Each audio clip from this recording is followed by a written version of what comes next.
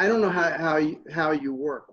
Are you kind of organizing a structure for the book as you're doing your research, or do you wait till you get some kind of critical mass of knowledge, especially with a subject that's so complex?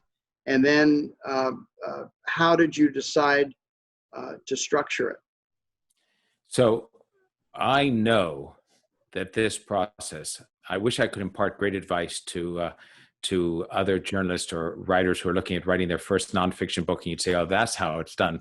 But this process only works for me, and that is that I don't, believe it or not, do an outline.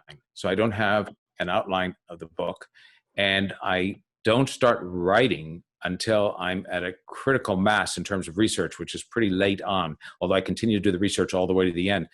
And I'm very much led by what developments are in terms of the reporting. So, sometimes I say you become a victim to your own sources. It sounds odd to people who aren't writers or journalists, but what I mean by that is, I'll send out 200 or 300 requests to individuals that I read about in newspapers, magazines, other books that I think are interesting.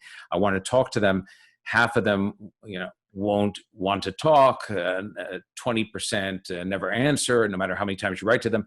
The people talk to you form your view of the world in some way. So it's critically important. And the documents that you receive, everybody can go to the National Archives and look through the papers. Everybody can go to Congress and get them. But I also look for documents that aren't as easy to find in company archives that haven't been searched for years, by making freedom of information requests to the government, to all different agencies. And in the past, most journalists who had written about the pharmaceutical industry did what you would expect them to do. They made freedom of information requests to the FDA, the Food and Drug Administration. They figured that's where it is, maybe to HHS. I come with a crime background. I'm always looking for criminal activity. So I made a request to the CIA, to the FBI, to the Homeland Security, to all of those. And the FBI sent me a treasure trove of documents about the Sackler family, the owners of Purdue PHARMA, taking me all the way back into the 1940s. That opened up a narrative spine for the book that I could never have planned for, because in the beginning of the project, Trisha and I lamented the fact that there wasn't a family that we could follow through the whole story. Johnson and Johnson I looked at, the Lilly family, what about the Squibbs? Maybe we could do something with Park Davis. And all of those early founding families dropped out over time as the companies became big, amorphous public corporations. The Sacklers, I thought, on the other hand, were only involved with opioids. It turns out they go all the way back to World War II. There's a secret Senate investigation about them that calls them a Sackler empire.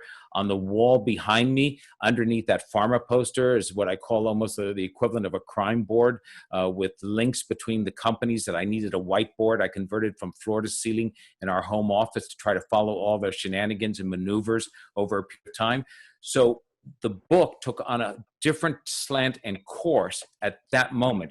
About 35% of the book, probably a third at least, is about the opioid crisis or about the Sacklers, maybe 40%. If you had asked me before I started to write it, or when I signed the deal with Simon & Schuster, I would have said that'll be 1 or 2 chapters. So you really have to be, I believe, as a journalist or an author, willing to move along quickly with what you find in terms of the reporting, and then that becomes your book. If you go in with a set idea of what you want to write about, you'll only look for that information. It becomes a self-fulfilling prophecy, and for me, it's far less interesting.